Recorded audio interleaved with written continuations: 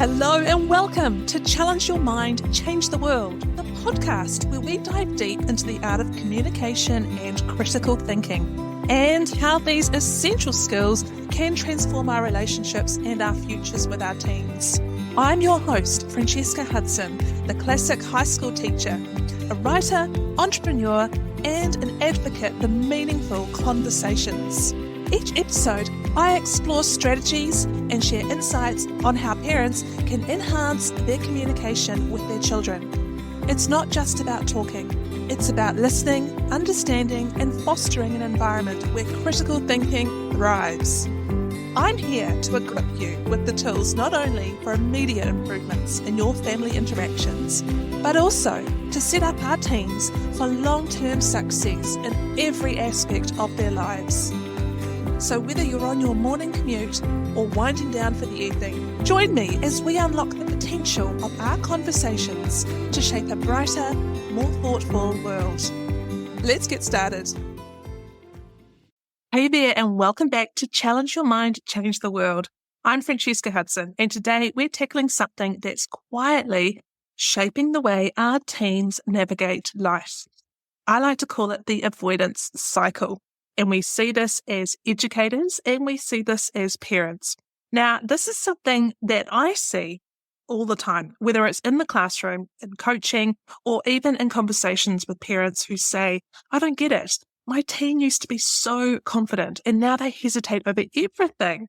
And I get it. We live in a world where stress is really high and expectations are overwhelming. And let's be honest, avoidance feels like the easiest solution. When something feels uncomfortable or risky, their natural instinct is to pull back, to step away and say, maybe later, or I just can't. But here is the kicker. Every time a teen avoids a challenge, they're not just dodging discomfort, they're shrinking their confidence. And the more they do it, the harder it is to break the cycle. And it starts small. They skip answering a question in class. Then they stop trying new things, and then suddenly their world gets smaller and smaller. And before you know it, they're not just avoiding hard things, they're avoiding growth. And that's what we're going to look into today. Why does this happen? What does science say about it? And most importantly, what can you do as a parent to help them break free? Because here's the truth. Confidence isn't something you either have or you don't. It's built through action. And today I'm going to show you exactly how to help your teen step out of avoidance and into growth. So if you've ever watched your teen hesitate, second guess themselves, or flat out refuse to engage with a challenge, this episode is for you. Let's get into it. All right, let's start with the basics.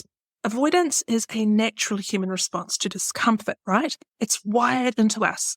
The brain's job at its core is to keep us safe, and when something feels risky or uncertain or outside our comfort zone, the brain hits the panic button. It whispers, this is too much. You might fail. What if you look stupid? And before we know it, our body listens. Our heart races. Our stomach knots up, and suddenly avoidance doesn't just feel like a choice. It feels like the only option. This is human nature. Now, here's where it gets tricky with teens. Their brains are still developing, specifically the prefrontal cortex, which is the part responsible for logical reasoning, for problem solving, and for managing emotions. So, when a challenge presents itself, whether it's raising their hand in class, or trying out for a team, or tackling a difficult subject, their emotional brain, which is called the amygdala, often overrides their rational brain. And in that moment, avoiding the challenge actually feels like a huge relief to them, or to any of us. And that's where the cycle begins. So let me just break it down for you, this avoidance cycle, how it works. Because this cycle is sneaky, and it's happening in millions of homes right now. So the first step in the avoidance cycle is that a challenge appears. So maybe it's a big science project or a group presentation or even something as simple as asking for help. And then step 2 in the cycle, your teen begins to feel anxious. Their thoughts begin to spiral. What if I mess up? What if people judge me? What if I don't know what to say? And then step 3 in the avoidance cycle is that they choose to avoid. Instead of facing discomfort, they take the easy way out. They don't sign up, they forget about the assignment, they procrastinate, they come up with excuses. And then step 4 is that instant relief that they get. The brain rewards avoidance because in the short term it works. The anxiety disappears, phew, crisis averted. But then step 5, confidence takes a hit. Every avoided challenge reinforces the belief, I can't do this. I'm not capable. I'm not enough. And the next time a challenge comes up, well, the cycle repeats. Only now your teen is even less sure of themselves. Does this sound familiar to you at home? This is why I tell parents, avoidance isn't just a behaviour, it's a shrinking of self-belief. And if we don't step in, teenagers and our children don't just avoid schoolwork or social situations, they start avoiding opportunities. They stop applying for leadership roles. They don't try new things. They retreat from challenges instead of rising to them. Their world becomes smaller and smaller, and that is a heartbreaking thing to watch. So let's look at the science behind it. Why avoidance weakens the brain? Because I want to let you in on something that I find really fascinating. This isn't just emotional, it's neurological. Research from Stanford University shows that when teens repeatedly avoid challenges, the neural pathways responsible for resilience and problem solving begin to weaken. Think of the brain like a muscle. If you stop using it in a certain way, it shrinks. And brain scans reveal that teens who avoid challenges have reduced activity in the prefrontal cortex, the part responsible for decision-making and logical thinking. Meanwhile, their amygdala, the part responsible for fear and anxiety, becomes more dominant. In simple terms, this means that the more they avoid, the more anxiety takes control. And what's even more fascinating, the brain actually rewards avoidance by releasing dopamine, which we've all heard of, the neurotransmitter responsible for pleasure. So every time a teen dodges a difficult situation, they feel that brief reward or of relief. But here's the dangerous part in all of this. That relief is addictive. Every time they avoid, their brain learns, avoiding feels good, avoiding is safe, let's do that again. And just like that, a pattern is reinforced. That's why avoidance isn't just a phrase, it's a rewiring of the brain. And if we don't interrupt the cycle, teens risk carrying these patterns into adulthood, where avoidance turns into missed career opportunities, unfulfilled potential, and self-doubt that never really goes away. So what can we do about this at home? What can we do about this as parents and as educators? Well, I've got some good news for you. The brain is just as capable of reinforcing courage as it is avoidance. When children and teens take even small, brave steps, they activate their prefrontal cortex, they rewire their neural pathways, and literally build confidence from the inside out. Isn't that cool?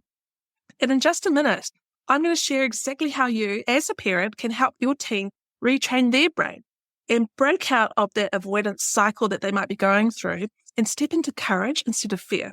Stay with me. This is where it gets powerful. Let me tell you about Mia. I'm going to change her name for privacy reasons, but we'll call her Mia. And Mia was one of the most expressive, creative, and passionate students that I have ever seen in drama class. I used to be a drama teacher. I taught drama as well as English literature and history for many, many years. And so I would come across all different types of students in the drama world at high school. And Mia really stood out. She loved acting. She devoured scripts. She studied scenes in her free time, and she could recite monologues from memory. And she was the kind of student that you just knew was going to be destined for the stage. But there was one problem. Mia refused to audition for the school play. So every time sign-ups came around, she had an excuse. Too busy, I'm not ready, I'll probably mess up. But when I pulled her aside and I really talked to her, she finally admitted the truth. She said she felt like she wasn't good enough, that she would embarrass herself and that everybody would just see that she was a fraud. Now, here's where it gets interesting, because this wasn't just about acting. I started noticing that Mia wasn't just avoiding auditions, she was avoiding everything. The next year, she stopped speaking up in class. She wouldn't volunteer for group presentations, and she turned down a leadership role. She was personally nominated for. And by the time she was in her third year, she had completely convinced herself that she just wasn't a confident person. Now pause for a second here, because this is how avoidance works. The more we avoid, the more we believe we can't handle challenges. And once that belief takes hold, it spreads like wildfire. So back to Mia. What did I do as the teacher? Well, instead of pushing Mia straight into a high-stakes audition, which would trigger all her fears, I took a different approach. We started small. So I encouraged her to practice a single line from the script in front of just one person. Yep, just one person. Then she repeated the line in front of 3 people when she was confident, and then she performed the same line in front of her drama teacher. So we've gone from 1 person to 3 people to a grown-up, her teacher, slightly more intimidating. And then she auditioned for a minor role, not the lead, not even a big speaking part, just something to get her back into the game. And every step was designed to stretch her comfort zone without overwhelming her nervous system. And guess what? By the time the next play came round, Mia wasn't just auditioning, she was landing the lead role. Yes! Go Mia, I'm so proud. So what changed? Well, Mia didn't magically become confident overnight. She didn't wake up one day suddenly fearless. What happened was far more powerful. She stopped letting avoidance run the show and started proving to herself that she could handle discomfort. Key word there, discomfort. And instead of waiting for confidence to come first, she acted first and confidence followed. And this is what I tell parents all the time. Confidence isn't something teens are born with. It's something that they build. And the only way to build it is through action. Now, imagine if I had just told Mia, oh, come on, just go for it. You'll be fine. That would have been useless. Why? Because her brain was stuck in an avoidance loop. And what broke the cycle was gradual exposure. And that's exactly how you can, as parents at home, help your teens step out of avoidance and into confidence. I would suggest not to push them into the deep end right away. Instead, help your kids to take micro steps towards the challenge. What's the smallest, least intimidating step that they can take, and start there? Then you can turn courage into a habit. Help your kids build confidence through action rather than waiting for it to just magically appear. And then you can reinforce their efforts, not just the outcome. So instead of saying, great job getting the lead, you could say instead, I love that you showed up and gave it a shot. That way, your children and your teens' confidence doesn't just depend on success, it depends on their willingness to try. And here's the big idea I want you to walk away with today at the end of this episode. Avoidance doesn't just protect teens from failure, it also steals their chance to grow. Every time they avoid, their confidence shrinks.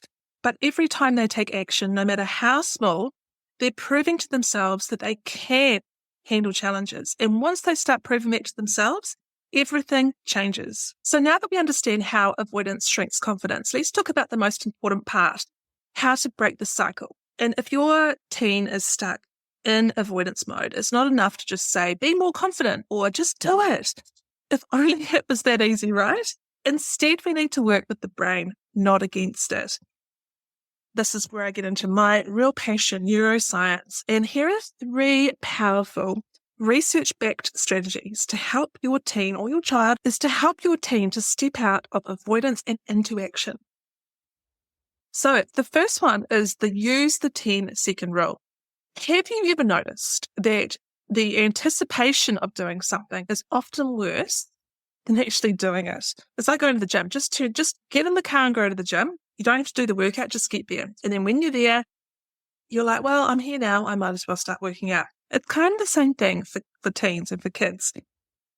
But if we go back to the science for a minute, anxiety researcher Dr. Lisa D'Amour explains that most avoidance comes from anticipatory fear, meaning the brain overestimates how difficult or uncomfortable a task is going to be. But here's the trick. If a teen can start within 10 seconds, the brain stops panicking. Amazing. How cool is that? Why do you think this works? Well, I'll tell you. Once we begin an action, our brain shifts from fear mode to task mode. and it stops obsessing over worst case scenarios and actually focuses on the next step. So the next time your teen is avoiding something, whether it's starting homework or making a phone call or walking into a room, say, just try it for 10 seconds. That's it. Just 10 seconds. No pressure to finish, no commitment to doing the whole thing, just 10 seconds. So for example, if your teen refuses to start their homework, you could say, look, I don't need you to do the whole thing. Just open the book and read the first question for 10 seconds. Once they start, the brain stops resisting. And in most cases, they keep going. I'm not going to guarantee it's in 100% of cases. We know teenagers, but in most cases, they keep going past that 10-second mark. Okay, my second research-backed strategy is reframe failure as data collection. Now, what do I mean by that? Most teens avoid challenges because they're afraid of failing. But here's the game changer. What if we removed failure from the equation altogether? Instead of asking, did you succeed or fail? Start asking, what did you learn? What's one thing you do differently next time? Now, why does this work? Well, because by treating failure as data collection instead of just a personality identity, we strip away the shame that keeps our children and our teens stuck in avoidance. When they no longer see mistakes as proof they're not good enough, but as feedback that helps them grow, they stop being afraid to try. So, for example, let's say your teen stumbles through a speech in class and is embarrassed. Instead of saying, it's okay, you'll do better next time, you could try this. Okay, what's one thing you learned from that? And what would you tweak next time? Now, instead of avoidance, their brain shifts into that problem-solving mode that we want them to get into. And I'll give you a real-world case study to back this up. So in a study on growth mindset by Dr. Carol Dweck, students who were taught to see failure as feedback showed higher motivation, they showed better performance, and a greater willingness to try to take risks. So the takeaway in all of this, failure isn't the enemy. Fear of failure is. And when we reframe failure, we take away its power. Now, my third strategy is to reward brave attempts, not just success. Now, what I mean by this is most parents say these things that I'm about to say without realizing it. They say, and I'm guilty of this too. We all do it. Great job winning the debate. Or I'm so proud of you for acing that test. Now, these kind of comments seem harmless, right? But here's the issue with them. When we only praise success, our kids start believing that their worth is tied to the outcome. And what happens when they're not sure that they can succeed? They avoid it because to them, the risk of failure feels too high. So there's a fix to this, and it's to praise the effort, not just the outcome. Instead of saying, great job winning the debate, you could say, saw you push yourself today, that took guts. Or instead of saying, I'm so proud of your A on the test, you could say, I love how hard you studied for this. That kind of effort will take you so far. Now, why does this work? Well, it shifts our kids' focus from perfection to progress. It teaches them that effort is what builds success, not natural talent. And it builds intrinsic motivation, meaning that our kids will take on challenges for themselves, not just for external validation. And here's my bonus tip for you. At the dinner table tonight, you could try asking, what's one thing you did today that was outside of your comfort zone? I love this. I do this all the time at home with my kids. And we really celebrate that because that's how confidence is built. And if there's one thing I want you to take away from today, it's this. Confidence isn't something that teens are born with. It's something they build. And how do they build it? By doing hard things, even when they don't feel ready. Every time they take action, they are literally rewiring their brain for courage. So the next time your teen hesitates, remind them. Avoidance shrinks confidence, but action, any action, makes it grow. You've got this, and so do they. And here's what's truly incredible. The brain can rewire itself at any time. Every time your teen takes on a challenge, even a small one, they're physically reshaping their brain for courage. That's not just feel-good advice. That's science. neuroplasticity, I can't say it today, neuroplasticity research shows that the more we engage in a behaviour, the stronger those neural pathways become. When teens repeatedly step into discomfort, when they raise their hand at school, or they speak up, or they push through a tough moment, their brain strengthens the circuits responsible for bravery. And the best part, it works both ways. Avoidance shrinks confidence, but any action makes it grow. So the next time your teen hesitates, remind them, you don't have to feel ready, you just have to start. Because confidence doesn't come from waiting, it comes from doing. All right, well, that's it for today. If this episode really spoke to you, my friend, send it to another parent who needs to hear it. Let's help more teens step out of fear and into their full potential. And hey, if you haven't already, hit that subscribe button, because every week we're diving into more science-backed, real-world strategies to help your teen challenge their mind so they can change their world. Until next time, my friend, keep pushing boundaries, keep believing in growth, and keep taking action, because the best way to build confidence isn't to wait for it, it's to create it. Bye for now. Thank you so much for tuning in to today's episode of Challenge Your Mind, Change the World. I hope you found our discussion enriching and that you're walking away with new ideas to enhance communication and critical thinking within your own family. If you enjoyed this episode and are finding value in our conversations, please take a moment to rate us on your favourite podcast platform. Your feedback not only supports us, but also helps other parents discover the tools they need to foster stronger relationships and critical thinking skills with their teens. Don't forget to subscribe so you never miss an episode, and share this with someone who you think could benefit from our today's topic. I'm Francesca Hudson, and I look forward to joining you again next time as we continue to challenge our minds and change the world.